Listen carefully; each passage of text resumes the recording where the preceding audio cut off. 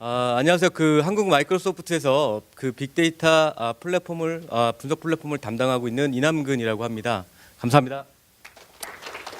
제가 먼저 이렇게 감사합니다라고 인사를 시작을 했는데 아무튼 최근에 날씨들이 보니까 갑자기 이제 더웠다가 갑자기 추워지는 어떤 그런 부분들이 좀 있어서 저희가 삼원사원이라고 얘기를 하나요? 아무튼 뭐 꽃샘추위라고 얘기를 하나요? 아무튼 이렇게 먼 걸음을 해 주셔서 정말 감사를 드리고요.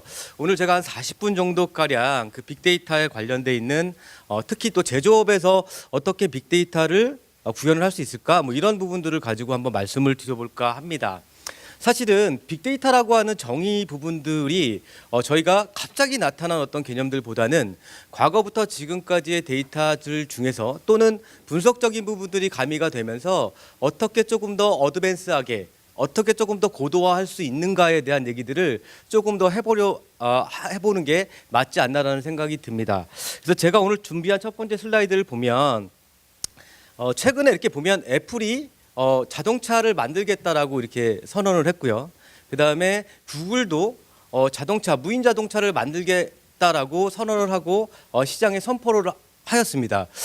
상당히 이상한 일인데 어떻게 보면 IT를 정말 잘하고 있는 회사들이 왜 갑자기 자동차를 만들겠다라고 갑자기 뛰어들었을까라는 것들을 생각을 해보게 되면 여러 가지 시사점들을 줄 수가 있는데 제가 생각하는 IT적인 해석적으로 다시 한번 요거를 해석을 해보면 구글이나 애플이나 공이 IT 회사이면 분명합니다. 그런데 이 두 회사들이 가지고 있는 엄청난 데이터들을 이용을 해서 대용량 데이터 중심의 어떤 패턴 인식 기술들을 조금 더 소프트웨어적으로 디벨롭을 하겠다 해서 그런 부분들이 디바이스에 또는 무인 자동차에 적용이 된다라고 하면 또 다른 어떤 산업과 산업을 넘어설 수 있는 중요한 패러다임을 만들 수 있다라는 해석이 하나가 될 수가 있고요. 두 번째는 이제 실시간 데이터들에 대한 얘기들입니다. 저희가 빅데이터를 항상 얘기를 할 때는 정형화된 데이터들이 있고 비정형화된 데이터들이 있습니다라고 굉장히 얘기를 많이 합니다. 그래서 이 비정형화된 데이터들에 대한 부분들을 예를 들면 뭐 센서 데이터가 될 수도 있고요. 아니면 여러 가지 언스트럭처드된 어떤 뭐 다큐멘트 데이터가 될 수도 있고요. 그런 부분들을 얼마만큼 잘 만들어서 리얼 타임으로 다 서비스를 할 수 있느냐가 지금 이 IT 회사가 무인 자동차를 만드는데 굉장히 중요한 부분이다라고 생각이 듭니다. 세 번째는 사람이 운전을 하지 않으니까 예측을 해야 되거든요. 결국 예측을 한다라는 부분들은 무언가의 데이터를 가지고 패턴을 감지해야 되고 인지를 해야 되고 거기에 기계가 학습적인 부분들을 받아들여서 오토매틱하게 드라이브를 할 수 있는 그런 상태로 이제 돼야 무인 자동차가 성공을 할 수 있다는 얘기죠. 이게 뭐 뜬구름 잡는 얘기가 아니라 실질적으로 상당히 많은 부분들이 가시화가 돼 있다라고 얘기를 들었습니다. 그래서 일단 제가 바라보는 관점에서의 어떤 뭐 빅데이터 큰 데이터들의 패러다임들 자체는 이 세 가지 정도로다가 귀결이 되지 않을까라는 인트로를 좀 드리고요. 두 번째는 조금 더 희한한 사례입니다.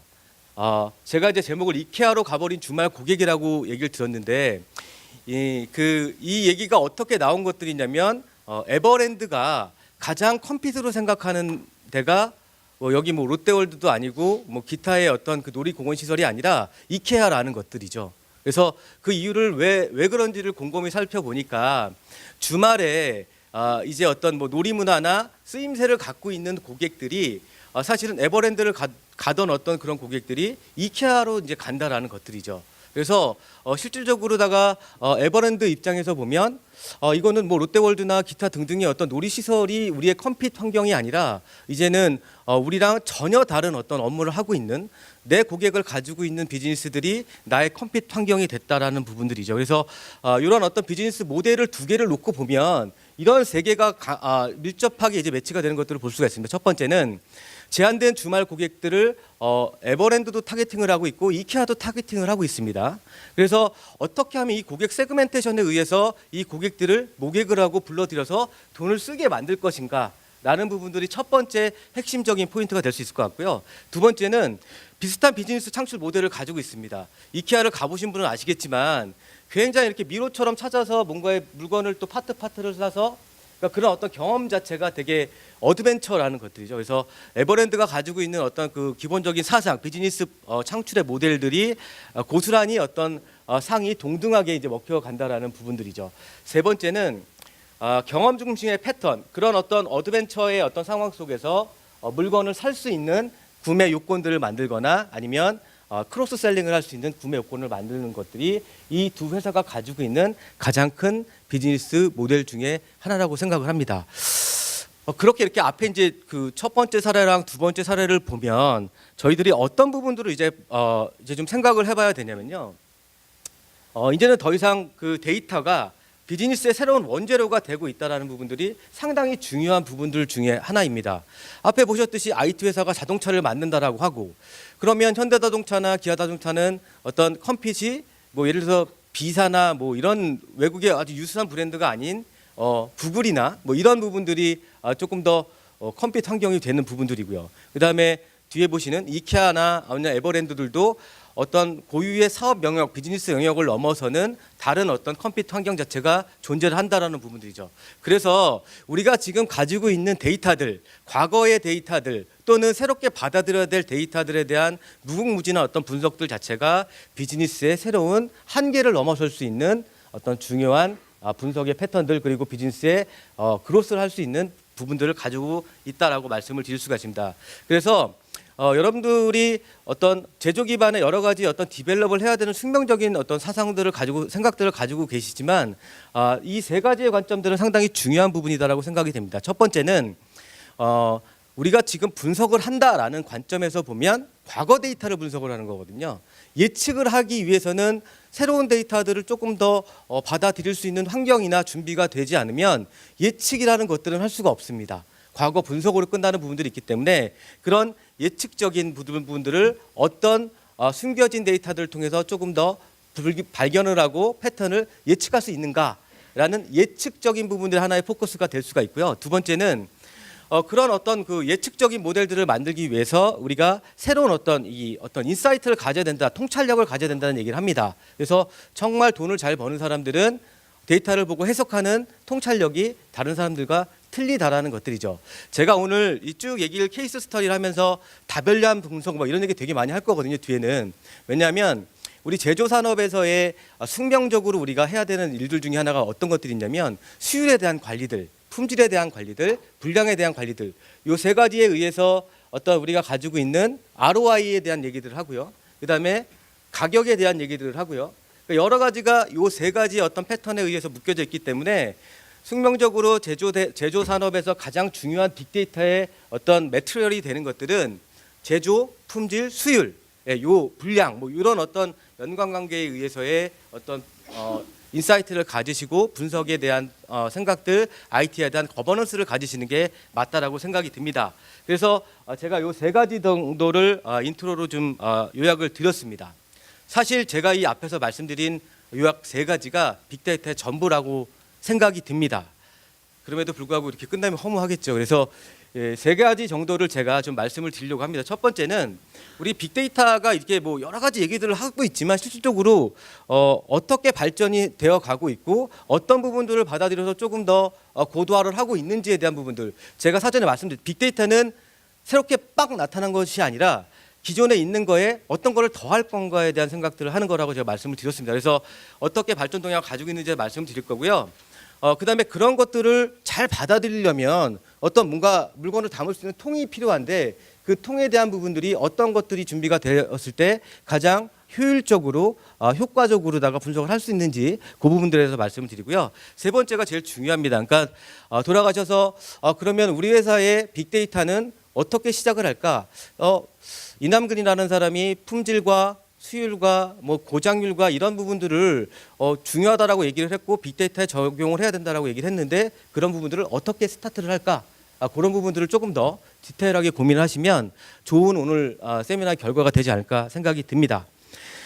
빅데이터는 지금 앞에 보시는 것처럼 다이나믹 데이터다. 뭐 지금 이런 표현들을 합니다. 사실은 과거에 이렇게 보면요, 뭐 ERP나 CRM이나 기타 등등의 기관기에서 흘러나온 데이터들을 집합적으로 모아서 우리가 데이터 웨어하우스라는 얘기들을 썼습니다. 그래서 데이터 웨어하우스의 데이터를 잘 담아놓고 그 중에 목적적인 부분들을 뽑아서 우리가 데이터 마트라고 얘기를 하고 있고요. 이 데이터 마트를 통해서 분석에 대한 패턴들을 쭉 분석을 해서 결과값을 얻는, 그래서 우리가 디시전 메이킹을 할 수 있는 시스템이다라고 얘기를 했습니다.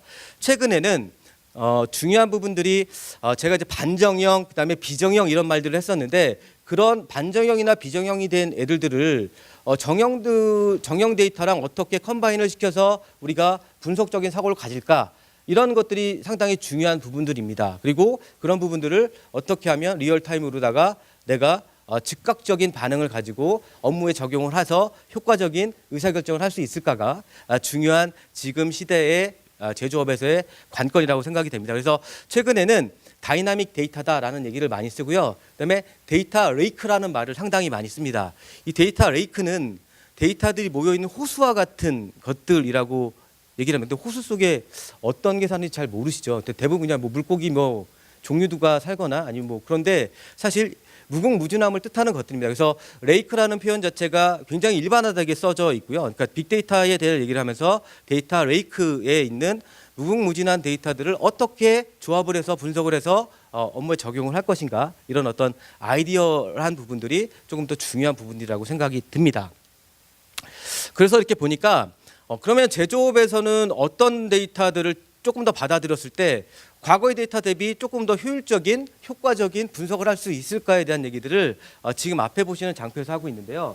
첫 번째는 트랜잭셔널 스트럭처드 데이터들입니다. 이거는 이제 공이 기존에 가지고 계신 부분들이고, 근데 문제는 그런 것들이 있을 수 있습니다. 기존에 가지고 계시되 이거를 막 이렇게 이산적으로 가지고 계시냐, 아니면 하나의 컨솔리데이션에 대한 형태로 표준화를 해서 DW 형태 또는 데이터 마트 형태로 가지고 계시느냐가 중요한 부분들이 될 수가 있겠고요.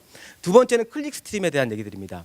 최근에는 뭐 이렇게 보면 퍼스널라이제이션이다 아니면 뭐 레코멘데이션이다. 사실 이런 개념들은 한 10년, 20년 전에 다 나왔던 개념들입니다. 하지만 조금 더 뎁스가 있게 개개인의 어떤 마케팅이나 클릭 스트림, 그러니까 온라인상에서 일어나는 모든 어떤 기능들이나 생각들이나 고객의 행동들을 감지를 해서의 어떤 적용을 하는 그런 클릭 스트림에 대한 부분들도 굉장히 중요한 데이터의 원천 소스가 될 수가 있을 것 같고요. 그다음에 소셜 미디어에 대한 부분들도 있는데 사실은 최근에는 이 소셜 미디어에 대한 해석들이 상당히 좀 많이 줄어든 편입니다. 사실 얻을 수 있는 게 별로 없다라는 얘기들을 많이 하네요. 국내적인 시점으로 보면.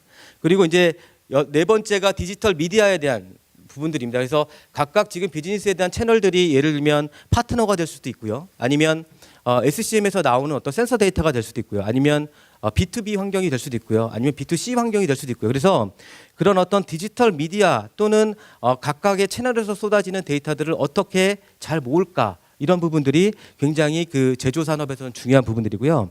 제가 보는 가장 중요한 관점 중에 하나는 다섯 번째입니다. 물론 뭐 빅데이터 원천 소스의 탑 5라고 얘기를 했지만 5위라고 얘기를 하지만 사실은 제가 보는 가장 중요한 부분들이 이 센서 데이터라는 부분들입니다. 왜냐하면 우리가 이제 그 매니팩처링 제조 환경들을 보면 여러 가지 컨베이어 벨트 시스템을 가지고 있는 데도 있고요. 로트 베이스로 도는 데도 있는데 그런 부분들에 있는 각각의 어떤 로트 단위의 샵 단위의 센서들에서 떨어지는 데이터들을 어떻게 리얼타임으로 분석을 해서 불량률을 최소화하고 수율을 좋게 만들 건가가 사실은 제조업에서 제일 중요한 부분이라고 생각을 하거든요. 그래서 그런 부분들 때문에라도 다섯 번째 이 센서 데이터들을 어떻게 활용을 해서 우리 업무에 적용을 해서 전체적으로는 이제 비용 절감이나 여러 가지 어떤 수율에 대한 향상들 부분들을 좋게 가져갈까가 데이터를 궁극적으로 모으고 리얼타임으로 이용을 하는 데 목표가 아닐까라는 생각이 듭니다. 동의하시나요? 네. 제가 말이 너무 빠른가요? 보니까 이렇게 너무 네 군데가 이렇게 돼 있어가지고요. 제가 이렇게 쳐다보는데도 잘 이렇게 어디다 둘러야 할지 모르겠습니다. 예, 그래서 앞서 말씀드렸었던 부분들을 정리를 좀 해보면요. 세 가지 정리로 말씀을 드릴 수 있을 것 같아요. 첫 번째는 빅데이터는 새롭게 이렇게 나타난 기술이 아닙니다. 그러니까 단순하게 내가 지금 가지고 있는 히스토리한 데이터에 언스트럭처 데이터가 포함이 되거나 아니면 센서 데이터가 더 포함이 된다고 하면 그건 빅데이터입니다. 그러니까 조금 더 쉽게 예를 들면 김연아의 10년간의 성적을 보여준다. 이거는 빅데이터가 아닐 수 있습니다. 근데 김연아의 태어나서부터 지금까지의 성장 과정의 패턴을 보여준다. 얘는 빅데이터입니다. 예, 그러니까 예를 들면 한국전력이 전기를 생산하는데 1년치의 데이터를 보여준다라고 하면 얘는 그냥 일반적인 그냥 히스토리컬 데이터입니다. 그런데 50년치의 그 전력 수급량에 대한 분석을 하고 예측을 한다. 얘는 빅데이터입니다. 예, 그래서 과거에는 그러면은 왜 50년치를 못했냐 이거죠. 그러면 그 50년을 담을 수 있는 통이 없었어요. 예, 그래서 그런 부분들이 상당히 지금은 기술적으로 현실화가 많이 되어져 있고 그렇게 50년치의 데이터를 담을 수 있는 우리가 이제 하둡이라는 얘기들을 많이 하거든요. 그래서 그런 하둡에 50년치 데이터를 담아서 분석을 할 수 있는 기술 발달이 되어져 있다라는 부분들이 중요한 포인트 중에 하나일 수도 있습니다. 그러면 50년치, 100년치 뭐 이런 엄청난 데이터를 우리가 통에만 다 담고 있을 거냐?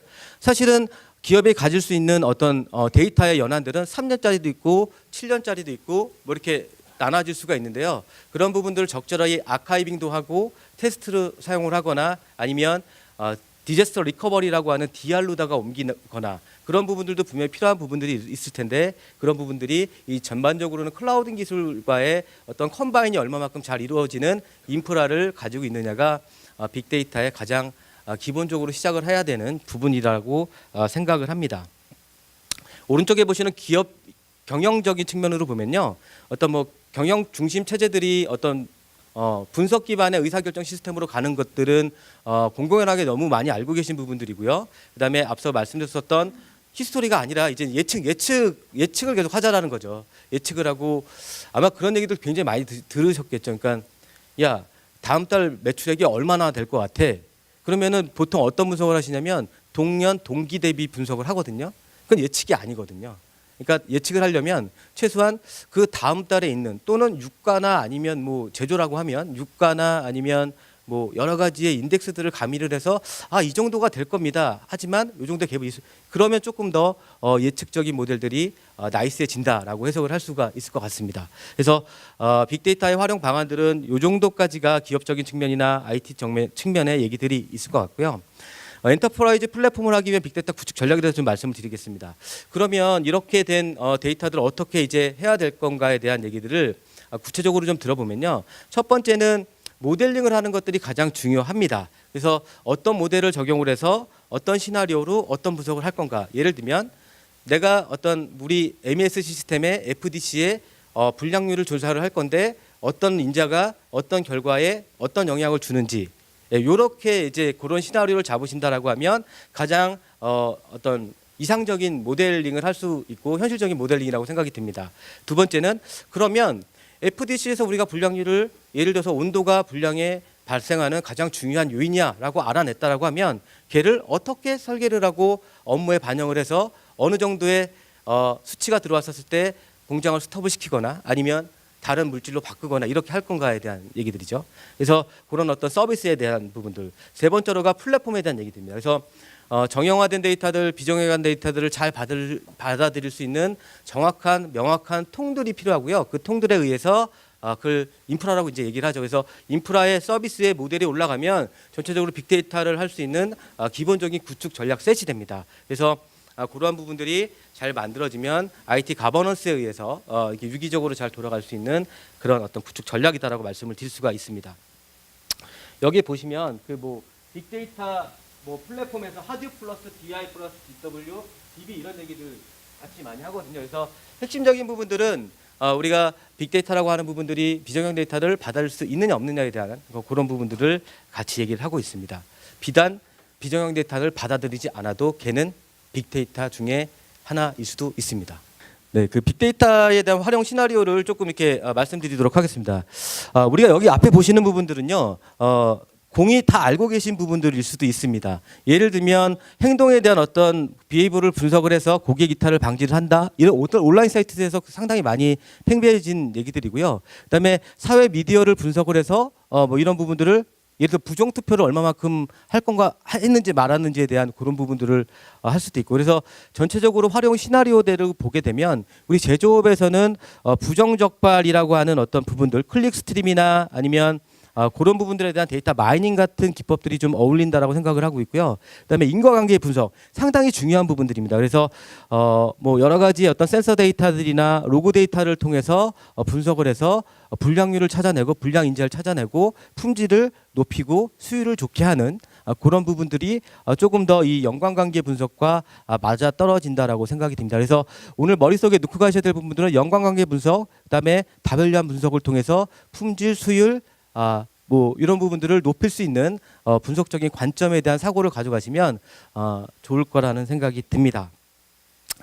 이거는 우리 마이크로소프트가 제공을 하고 있는 빅데이터에 대한 프레임워크입니다. 그래서 빅데이터를 구축을 하려면 어떻게 해야 되죠? 되게 막연하지만 이런 세 가지의 스텝들이 있습니다. 그래서 어세스먼트를 하는 단계가 하나 있고요. 그다음에 이니셔티브 플래닝을 하는 단계가 있고, 세 번째는 밸류를 이제 애드온하는 그런 단계들이 있습니다. 그래서 전체적으로 이 빅데이터 플랫폼 속에서 빅데이터 플랫폼을 구축하고자 하신다라고 하면 저희가 이러한 어떤 시나리오나 과정들을 통해서 여러 가지 서베이를 통해서 이렇게 시작을 하시면 좋겠습니다라고 저희가 이제 제언을 드릴 수 있는 부분이라고 생각이 됩니다.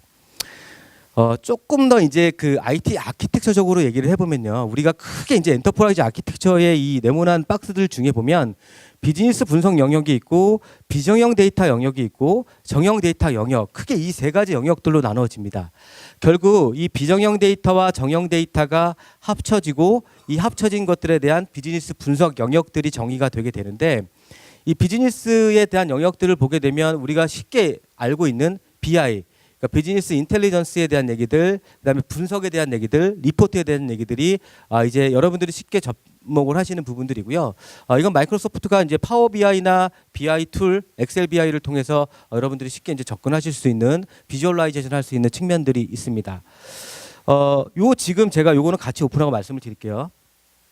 빅데이터에서 가장 중요하게 생각되는 부분들이 요 정형과 비정형 데이터를 어떻게 하면 끌어낼까에 대한 얘기들이거든요. 그러면 이게 비정형 데이터들을 어떻게 얘네들을 끌어내지? 걔네들은 어떤 애들이 역할을 하냐면요, 하둡 에코라는 애들이 역할을 합니다. 그래서 하둡이라는 어떤 그 파일 베이스의 메커니즘에서 비정형 데이터들을 받아서 얘네들을 계속 반복 이터레이션을 돌립니다. 그래서 결국 취합적으로 다 정형화된 데이터들의 팩터들을 뽑아내서 정형화하는 과정들을 거치게 되어져 있습니다.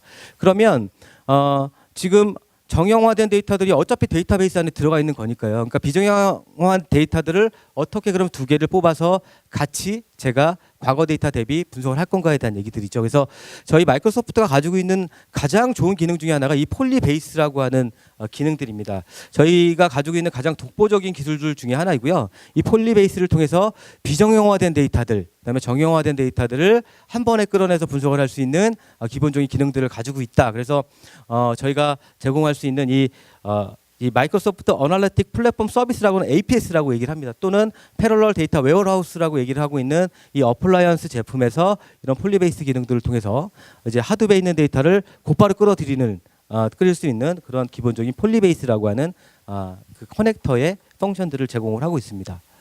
그래서 전체적으로 보시면 정형과 비정형 데이터, BI까지 올라가는 아주 심플한 빅데이터의 플랫폼이고요. 여기에 이제 뭐 기간계 MES가 들어가고 SCM이 들어가고 CRM이 들어가고 원천 소스에 대한 얘기들을 다시 정리를 해야 되는 그런 부분들은 각 사마다 이제 틀린 부분들이 있기 때문에 조금 더 그런 부분들은 심도 있게 이제 보셔야 되는 부분들이 있습니다.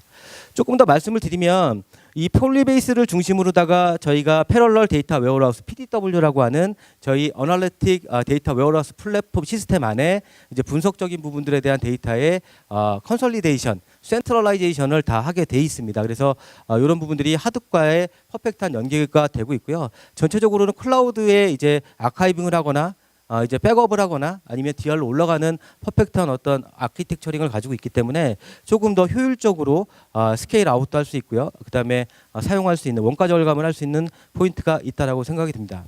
빅데이터의 대용량 데이터의 중요한 부분 중에 하나가 어떻게 하면 IO를 효율적으로 쓸 것인가, 또는 어떻게 하면 스토리지 비용을 절감을 할 것인가, 이런 부분들이 굉장히 중요한 포인트 중에 하나입니다. 그래서 대용량 데이터, 빅데이터는 IO 절감, 스토리지 절감, 상면 비용 절감, 이런 부분들이 중요하게 IT적으로 평가가 돼야 되는 부분들 중에 하나입니다. 물론 TCO도 이제 충분히 비교가 돼야 되고요.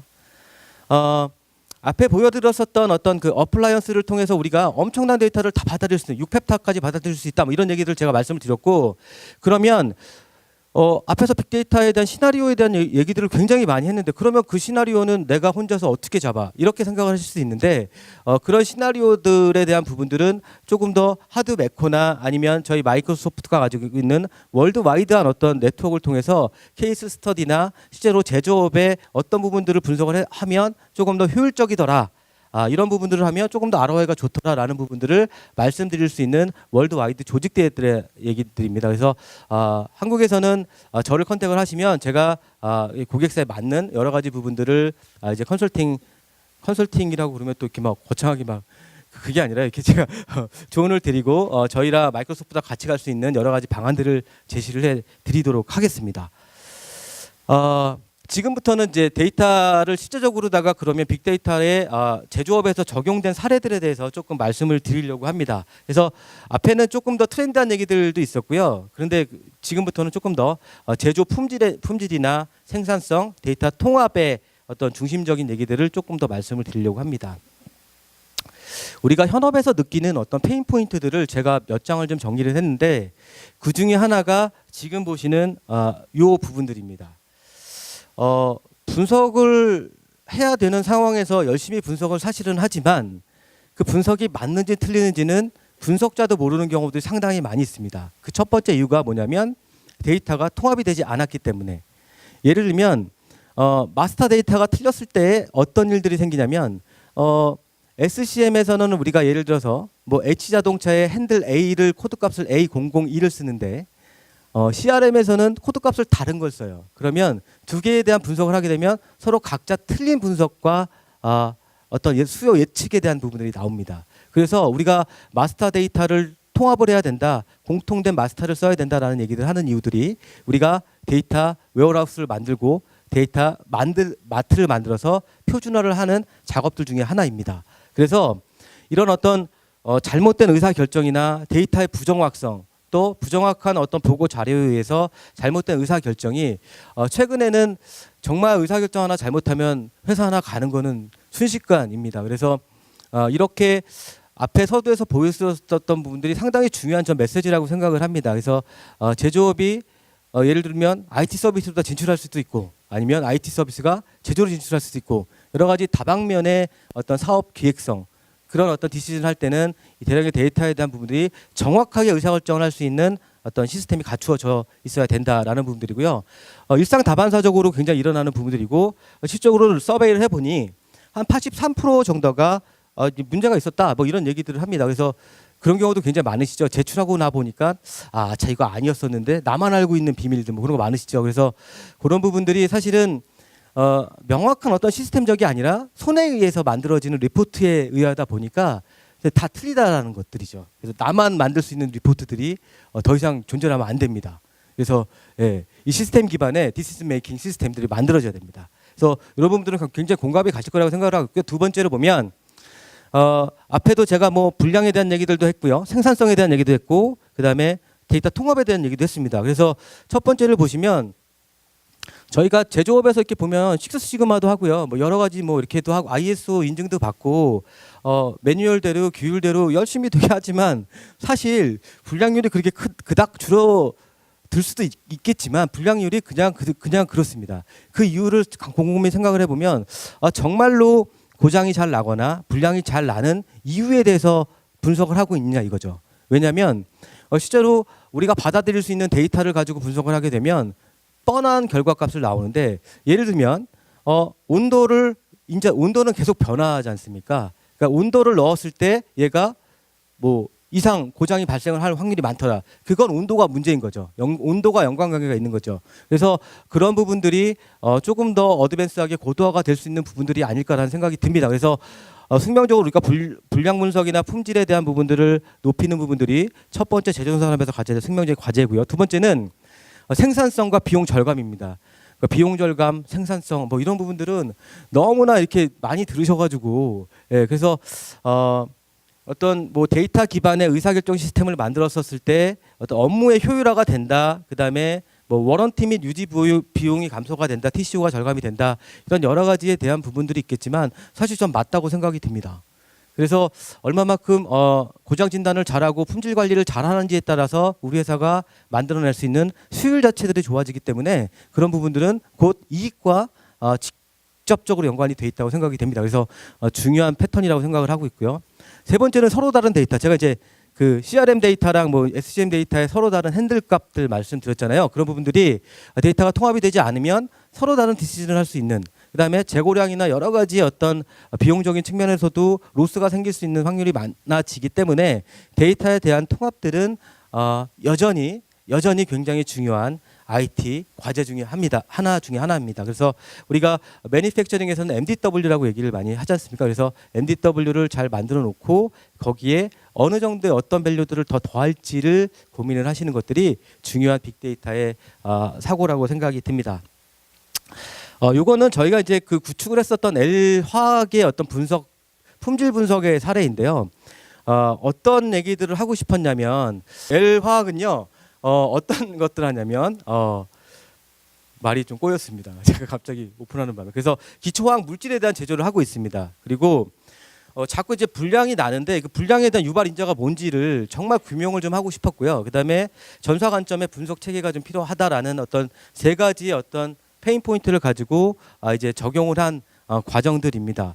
그래서 결국 이쪽은 FDC 쪽에 대한 얘기들이었었고요. 그래서 어떤 화학 물질을 제조를 하는데 어떤 인자가 들어갔었을 때 여기는 인크리멘탈 매니팩처링을 하는 데들이기 때문에 예를 들면 석유를 만약에 제조를 하는데 석유에 예를 들면 습도가 너무 많아진다라고 하면 그 석유 자체를 다 못 쓰게 됩니다. 예를 들면 디스플레이 패널을 만드는데 예를 들어서 뭔가가 하나 이렇게 티논이 들어가거나 먼지가 들어가면 그 시간에 생산된 것들은 다 폐기하게 되어져 있습니다.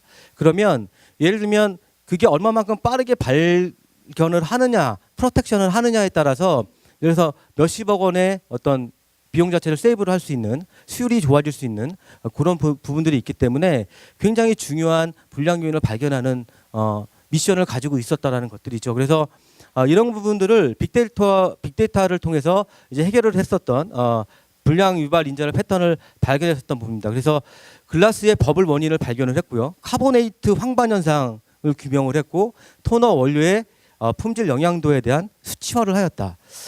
사실 뭐 제조를 하는 사람이 아니기 때문에 내용을 정확히 모르겠지만 어쨌든 품질에 영향을 줄 수 있는 정확한 어떤 팩터 자체를 디파인했고요. 이런 부분들을 조금 더 관리를 잘 한다라고 하면 불량률은 당연히 줄어들 수 있는 팩터를 발견했다라고 생각이 듭니다. 두 번째는 센서 데이터에 대한 이용들입니다. 그래서 센서 데이터를 통해서 이물 데이터가 어떻게 들어가는지에 대한 부분들을 캐치업을 해냈고요. 그런 어떤 통합 인프라를 구축을 해서 제가 아까 설명드렸었던 저희 그 APS라고 하는 어널리틱 플랫폼 시스템 안에 이러한 어떤 통합 데이터를 구축을 해서 지금 원천적으로 가지고 있었던 품질에 대한 이 세 가지 문제점들을 해결을 했었던, 그러니까 품질 분석을 했었던 사례 중에 하나입니다.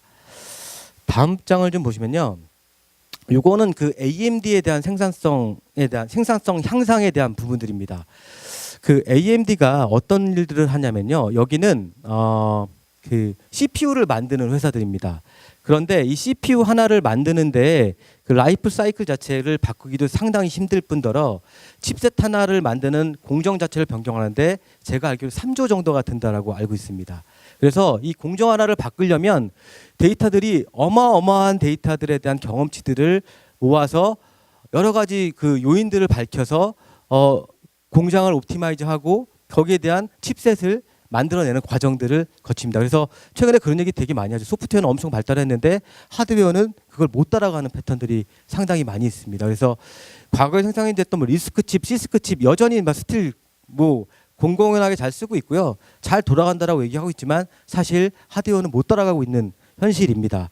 그래서 이 AMD가 가지고 있었던 부분들이 뭐였었냐면 그러면 이 지금 아주 이 제조 산업 중에서도 이런 어떤 코어 칩들을 생산하는 데는 굉장히 좀 어렵거든요. 그래서 그런 부분들을 어떻게 하면 생산 수율을 향상을 시킬 수 있을까를 고민을 해서 하다가 어떤 일들을 했냐면 첫 번째는 이제 하이 퍼포먼스 컴퓨팅으로 대용량 데이터를 통합하라는 일들을 했습니다. 제가 뭐 엄청난 데이터들이 쏟아진다라고 얘기를 했었는데 사실은 그걸 담을 수 있는 기술들이 별로 없었어요. 그래서 하드비라는 기술들, 그다음에 뭐 우리가 정형화된 데이터를 받아줄 수 있는 통, 엄청난 퍼포먼스를 낼 수 있는 순간의 분석력이 굉장히 중요하거든요. 그래서 우리가 일반적으로 OLTP를 잘 할 수 있는 데이터베이스가 있고요. 그다음에 대용량 데이터를 잘 처리를 할 수 있는 데이터베이스가 있습니다. 그래서 세상에는 딱 두 가지 데이터베이스가 있습니다. OLTP를 잘하는 애들들 아니면 배치나 ETT나 대용량 처리를 잘하는 아키텍처를 가지고 있는 애들들. 그래서 OLTP를 잘 알고 있는 애들의 어떤 대표적인 예를 보면 오사를 드실 수가 있을 수도 있고요. 그다음에 대용량 데이터를 정말 잘 처리하는 부분들은요, 이 패럴럴 메커니즘을 가지고 있는 어떤 그런 부분들이 따라갈 수 없는 부분들이 있습니다. 그래서 지금 하둡이라는 엄청난 데이터를 담고 있는 부분들도 패럴럴한 데이터의 어떤 파일 시스템 구조를 가지고 있기 때문에 패럴럴 데이터 웨어하우스, 패럴럴한 그 구조들은 상당히 대용량 데이터를 처리를 하는데 가장 적합하고 이상적인 아키텍처라고 말씀을 드릴 수가 있습니다. 그래서 요는 이 하이 퍼포먼스 컴퓨팅이 필요했었던 부분들이고요.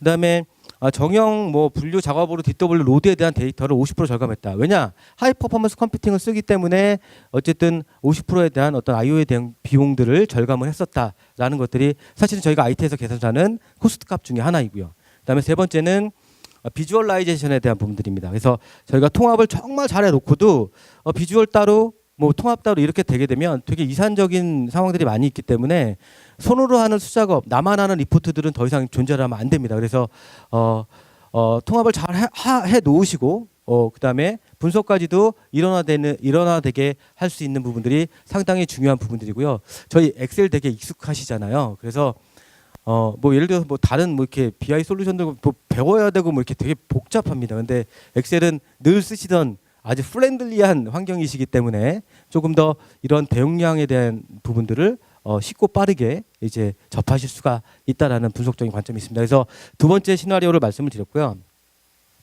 세 번째는 크라이슬러입니다. 크라이슬러. 이 크라이슬러나 이런 부분 이 회사들은 어떤 것들이 굉장히 좀 페인 포인트였었냐면 차량 점검하고 부품 교체 주기 등 유지 보수 정보에 대한 분석의 한계를 이제 가지고 있었던 것들이죠. 왜냐? 이 타는 사람들의 습관이나 관습이나 환경이나 뭐 여러 가지들 때문에 인자들 때문에 얼마만큼의 어떤 상황에서 고장이 나고 얼마만큼의 상황에서 유지보를 해야 되는지를 정확히 잘 인지를 못한다라는 것들이죠. 그리고 그런 어떤 그런 캐치업이 되는 부분들을 고객한테 서비스를 하고 싶어 했었던 것들입니다. 그러니까 여러분들이 보통 차를 하시면 엔진 오일은 뭐 10,000마다 갈아라, 뭐 브레이크 오일은 30,000인가요? 뭐 이렇게 갈아라, 타이어는 얼마나 갈아라, 단 뭐 이렇게 악천후 조건에서는 얼마만 이렇게 되잖아요. 근데 사실은 악천후 조건에 대한 판단들은 어떻게 하냐 이거죠.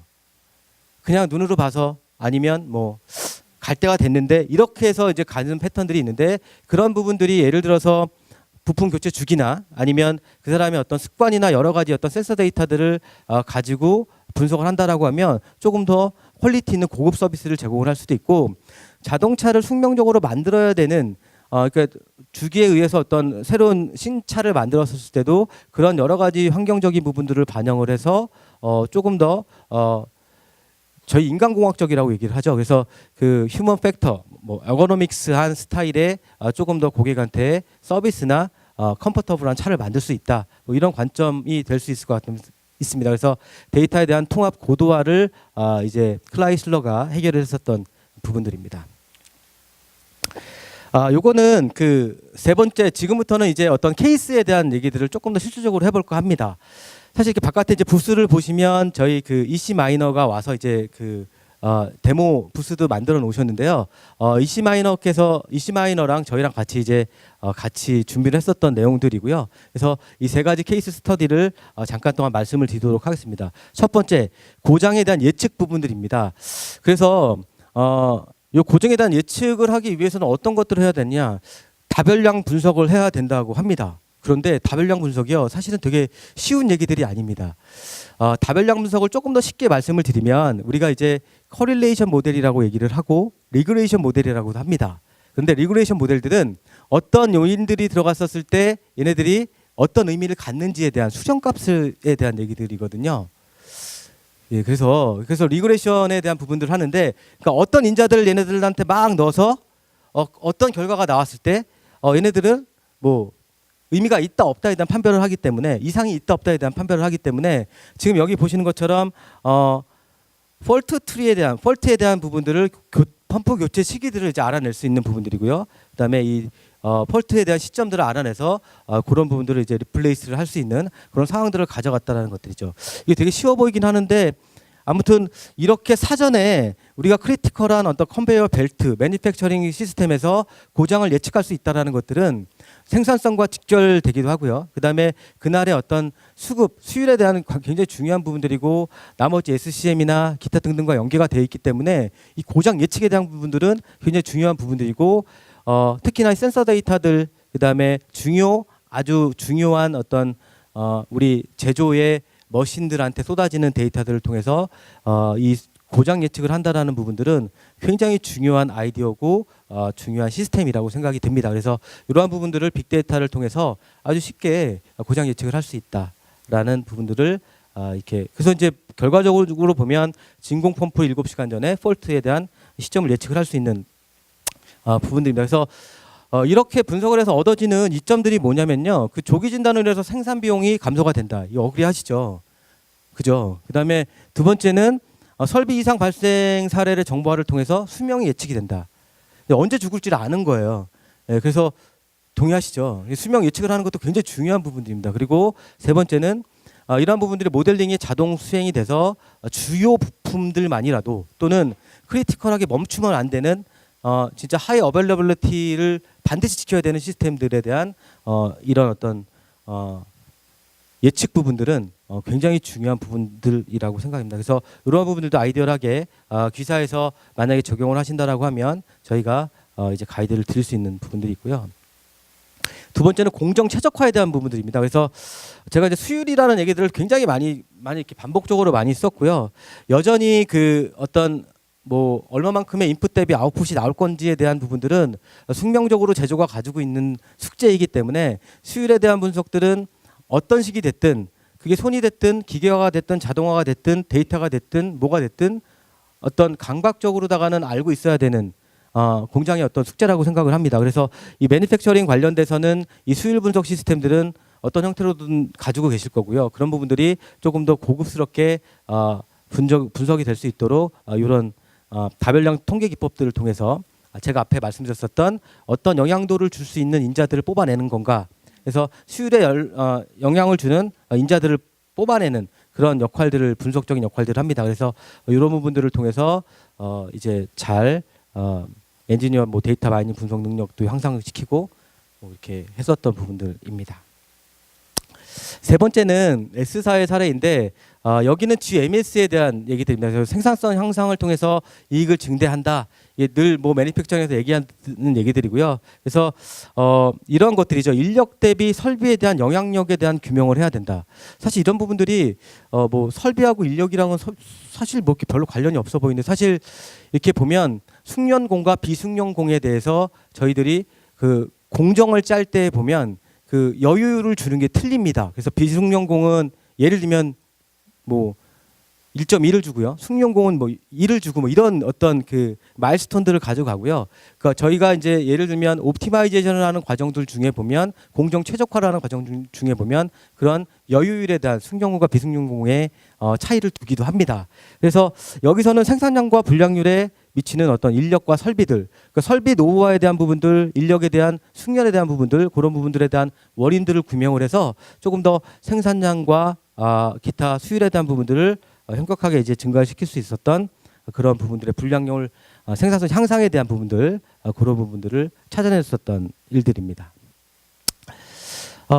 거의 다 왔고요. 저희 마이크로소프트가 이제 빅데이터를 구축한 사례들에 대한 얘기들입니다. 그래서 저희가 가지고 있는 레퍼런스들은 LG 디스플레이, LG 화학, 뭐 대덕전자, 삼성전기, 기타 등등의 레퍼런스를 가지고 있습니다. 그래서 조금 더 오늘 짧은 시간 안에 제가 다 말씀을 드리기는 좀 어렵지만 제조업에 관련돼서 상당히 많은 레퍼런스를 가지고 있고요.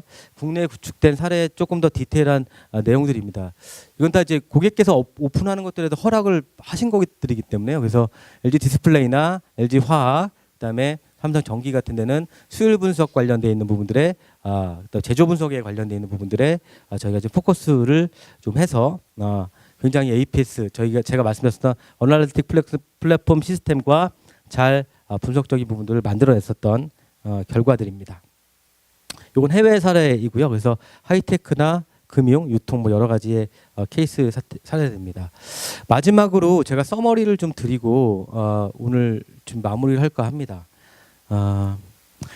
그 뭐 빅데이터를 구축을 해야 될까 말아야 될까 아니면 기존에 있는 걸 그냥 쓸까 말까 뭐 아니면 우리 뭐 다들 빅데이터 한다고 난리들인데 도대체 빅데이터 실체가 뭐야 뭐 이런 얘기들을 상당히 많이 하시는데요.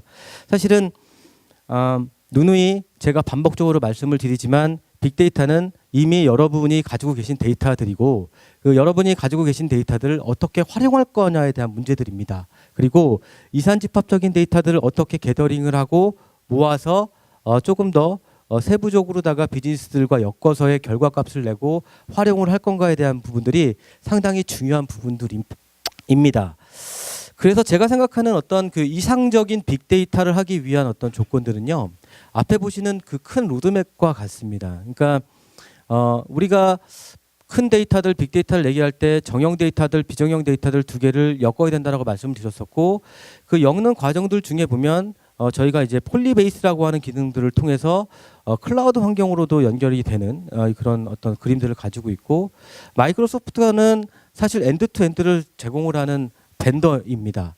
예를 들면 MS 밴드나 뭐 서페이스 3나 기타 야머라고 하는 우리 또 저희 커뮤니티도 있거든요. 그래서 그런 여러 가지의 어떤 다채널들을 가지고 있고 맨 밑에 있는 APS라고 하는 제가 지금 막 떠들고 있는 PDW APS라고 하는 이 지금 어플라이언스 플랫폼에서부터 고객의 디바이스 엔드투엔드까지를 제공하는 회사이다 보니까 빅데이터에 조금 더 다른 회사들보다는 프렌들리한 것 같아요. 친숙하고 받아들일 수 있는 수준들, 생각의 깊이들, 그다음에 여러 가지 인터페이스적인 문제들을 조금 더 나이스하게 지금 가져가고 있다라고 생각이 들고 그렇게 믿고 그렇게 시장에서 플레이를 하고 있습니다.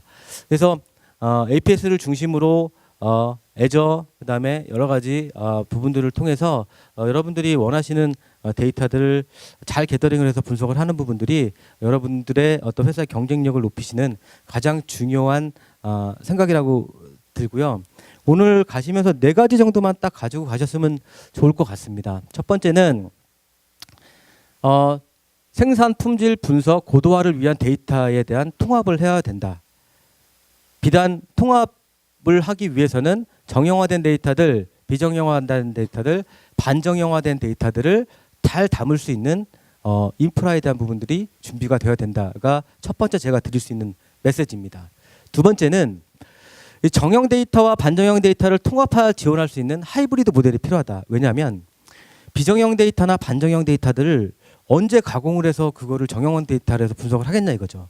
그러면 비정형 데이터들을 하드비라는 친구들이 잘 만들어 주니까 바로 끌어쓸 수 있는 그런 기능을 가지고 있는 게 굉장히 중요한 부분이겠죠. 그래서 그런 것들을 바로 끌어쓸 수 있는 하이브리드 모델들이 필요하다. 그리고 큰 데이터, 빅데이터에서는 제가 말씀드렸듯이 상면에 대한 부분들, 그다음에 운용에 대한 부분들, TCO에 대한 부분들, 여러 가지 디제스 리커버리에 대한 부분들, 백업에 대한 부분들 이런 총체적인 부분들을 다 지원을 하고 있느냐 인프라가 중요한 부분들입니다. 그래서 세 번째 엔드투엔드 솔루션을 지원하되 온프라미스와 클라우드 환경을 정말 잘 유기적으로 운영을 할 수 있고 지원할 수 있는 인프라가 되느냐가 상당히 중요한 포인트 중에 하나입니다. 네 번째는 구현의 용이성입니다. 뭐 다 좋고 인프라도 좋고 기타 다 좋은데 구현에 대한 용이성이 제일 중요할 수도 있다고 생각을 합니다.